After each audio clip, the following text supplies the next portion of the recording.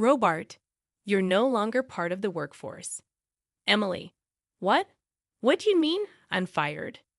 I've devoted 2 decades to this company under my leadership. For years, I adhered to my principles while working for the company.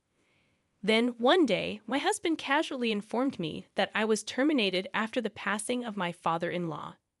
Supposedly, this decision was made because Catherine would be taking charge. I protested, pointing out that even if Catherine assumed control, the company still required someone to manage accounting.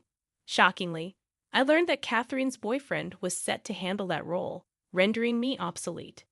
In disbelief, I questioned the rationale. While I grappled with the news, Catherine arrogantly asserted that I should know my place, especially considering my perceived arrogance as an outsider.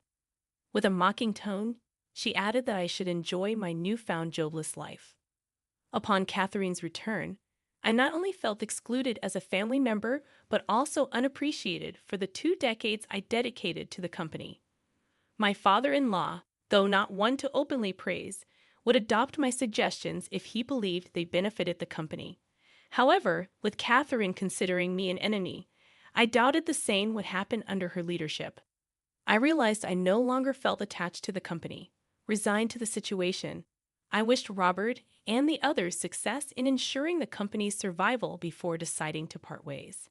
My name is Emily. I excelled at managing finances, pursued accounting in college, and secured a position as an accountant at a major company. It was during my tenure that I crossed paths with Robert, who happened to be younger than me. We first crossed paths at a bar, and Robert shared that he was assisting with his parents' recycling business. Unlike my career-focused colleagues, talking to Robert, who appeared a bit indecisive, offered a refreshing change. As we spent more time together, Robert and I started going out for drinks, and he began opening up about his family. He particularly highlighted his assertive sister, Catherine, who aimed for nothing less than being the best.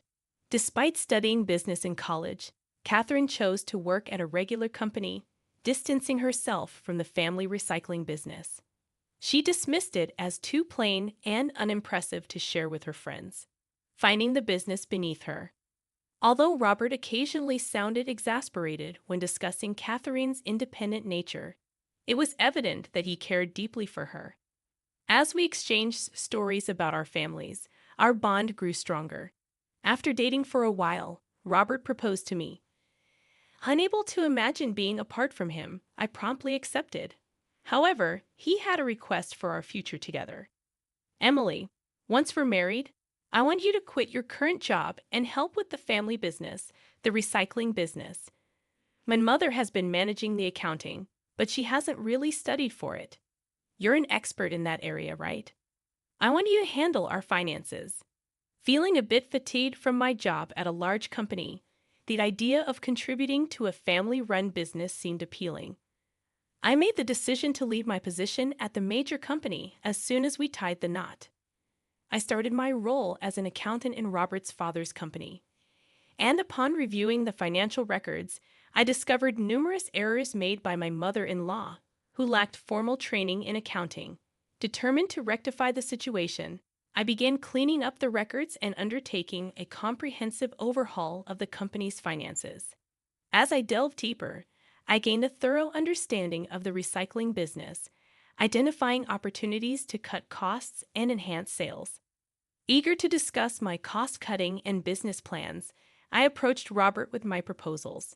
After quickly reviewing the materials I had prepared, he gave his approval. Robert, I have something I want to discuss with you, I began. With this business plan, our sales should increase. I'll let Dad and Mom know about it too.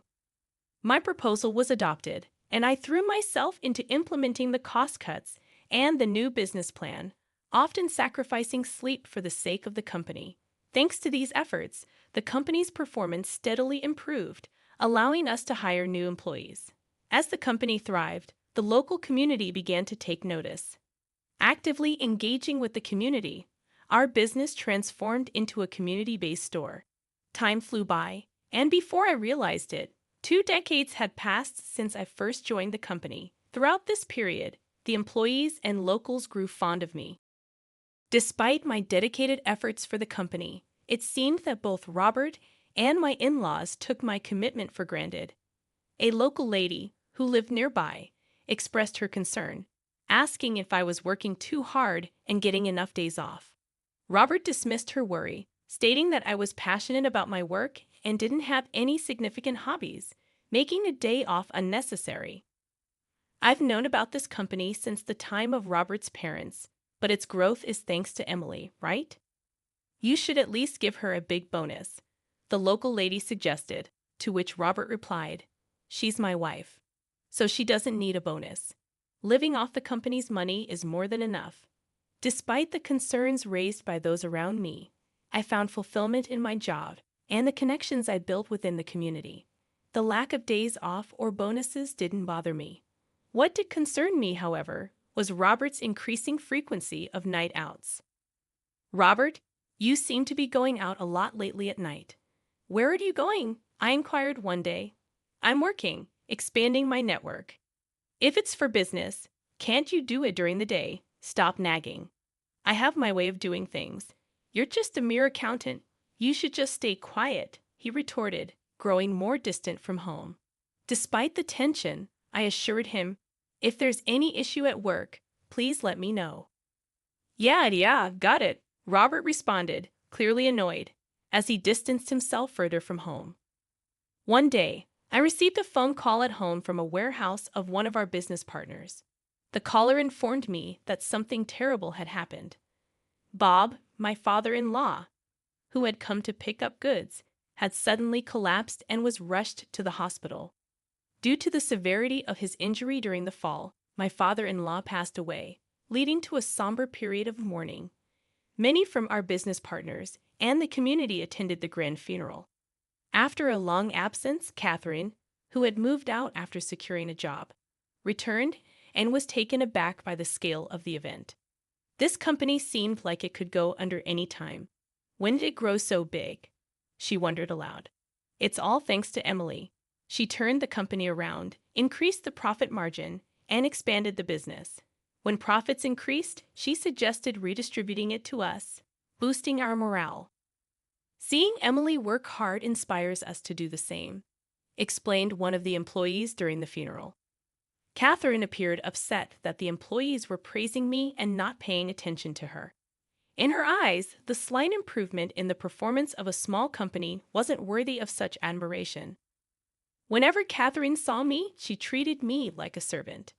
"Emily, I'm a bit thirsty. Could you get me a cold drink? Be quick. I can make tea if you'd like," I offered. "I said I want something cold." "You might not understand since you've worked in a small company. But in big companies, the boss's word is absolute." "I don't think you are my boss, though. Don't nitpick in our family hierarchy. I am above you," she condescendingly remarked. After the funeral, Catherine called Robert and my mother-in-law into a room. "Robert, Mom, I'd like to discuss our future as a family. Please come," she declared. Glancing coldly at me, who was standing next to Robert, she added, "This is a family discussion, so Emily, you're not welcome." Stunned, I watched as Catherine led Robert and her mother into another room, leaving me on the sidelines. An hour later, Robert casually informed me that he had decided to hand over the company to his sister, Catherine. Shocked and confused, I inquired about the family discussion's outcome, only to learn that it revolved around selecting the new head of the company after their father's passing. Robert, not assertive enough for the top role, and their mother, who preferred not to be at the forefront, reluctantly accepted Catherine's offer to become the CEO. However, Catherine had never been involved in the company before. Concerned, I voiced my doubts, only to be met with dismissive remarks and in order to stay out of family matters. Having fought for the family and dedicated 2 decades to the company, I was suddenly told, "You're no longer an employee." "What do you mean?" "You're fired.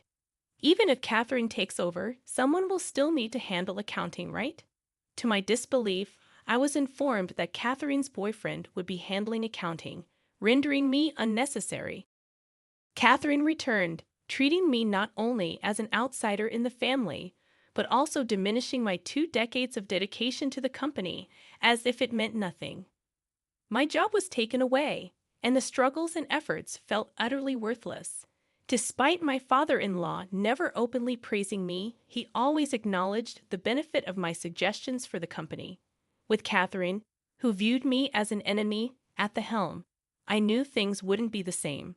Feeling no attachment to the company anymore, I decided to part ways. Okay then, good luck with the business, I said to Robert before starting a new chapter of my life at home after seeing him off.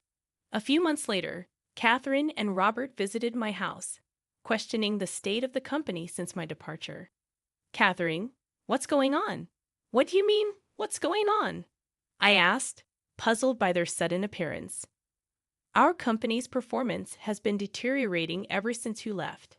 You didn't hand over properly, did you? Catherine accused. I did the minimum handover. Why do you think the performance dropped? Have you been reviewing the monthly expenses? You have to properly calculate the difference between revenue and expenses, or else you'll be in the red, I countered. I've always been doing that. I studied management, unlike you. Isn't the fundamental problem with the way the business is being run? Catherine retorted. Even if everything else is in place, if you're going to say that, then tell us what you've done. I remained silent. Robert spoke patiently. Emily must be getting bored just staying at home.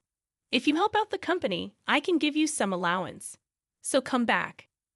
Despite being ruthlessly driven away before, his sudden shift in attitude, wanting to call me back as the business becomes precarious, left me perplexed. I declined, stating, I don't wish to return to that company anymore. Hearing my words, Catherine flared up. What? Despite being a full-time housewife, how dare you refuse like that? Do you not care about our family's company? You're the one who doesn't care about the company, and I'm the CEO now. How am I not caring about the company? Weren't you the one who originally said the company was plain and boring? You only took on the role because the title female CEO sounded cool, and you could brag about it. Don't act so high and mighty. I responded defiantly. A few months later, Catherine and Robert came to my house, questioning the state of the company since my departure. Catherine, what's going on? What do you mean, what's going on? I asked, puzzled by their sudden appearance. Our company's performance has been deteriorating ever since you left. You didn't hand over properly, did you? Catherine accused. I did the minimum handover. Why do you think the performance dropped? Have you been reviewing the monthly expenses? You have to properly calculate the difference between revenue and expenses, or else you'll be in the red, I countered. I've always been doing that. I studied management, unlike you. Isn't the fundamental problem with the way the business is being run? Catherine retorted. Even if everything else is in place, if you're going to say that, then tell us what you've done. I remained silent. Robert spoke patiently. Emily must be getting bored just staying at home. If you help out the company, I can give you some allowance. So come back. Despite being ruthlessly driven away before, his sudden shift in attitude, wanting to call me back as the business becomes precarious, left me perplexed. I declined, stating, I don't wish to return to that company anymore. Hearing my words, Catherine flared up. What? Despite being a full-time housewife, how dare you refuse like that? Do you not care about our family's company? You're the one who doesn't care about the company, and I'm the CEO now. How am I not caring about the company? Weren't you the one who originally said the company was plain and boring? You only took on the role because the title female CEO sounded cool, and you could brag about it. Don't act so high and mighty, I responded defiantly. Catherine defended her position. What are you basing those accusations on? Your boyfriend, Zach, told me during the handover. So what? No matter the reason, I saved the company when there was no successor, Catherine asserted. I believe the current downturn is due to you, Catherine. What do you mean? While I'm at home during the day, I often hear gossip from the regular customers from the neighborhood. They've seen you with Zach out shopping and even traveling during work hours. That was for business trips, Catherine explained. In the 20 years I worked there, I never once saw an accountant go on a business trip. Can you tell me specifically which clients you were meeting with? I questioned. Why should I tell you? You don't work for us. Your boyfriend, Zach, is quite talkative. During the handover, he boasted about how he could travel and shop using the company's money now that his girlfriend is the CEO. I revealed. Catherine's face contorted in anger, realizing she was exposed. Zach, he's such a blabbermouth. Employees won't follow a CEO who appoints her boyfriend as the accountant and misuses the company's funds. Isn't the problem with the actions of you and your boyfriend? I glared at Catherine. Catherine, is this true? If it is, it's embezzlement. It's not like that. She's just making things up, Catherine retorted. Then let's see the books, I suggested. Zach seemed to lack knowledge in accounting, so he probably wouldn't know how to cover things up. I was confident that there was evidence of misuse. Catherine turned pale at the suggestion, and seeing her reaction, Robert started accusing her. Making you the CEO was a mistake. I'll report this to Mother and have you dismissed. No, I'm sorry. I was wrong. Please forgive me, Catherine pleaded, leaving in disgrace. Robert turned to me desperately. Emily, we need your help to save the company. Please come back.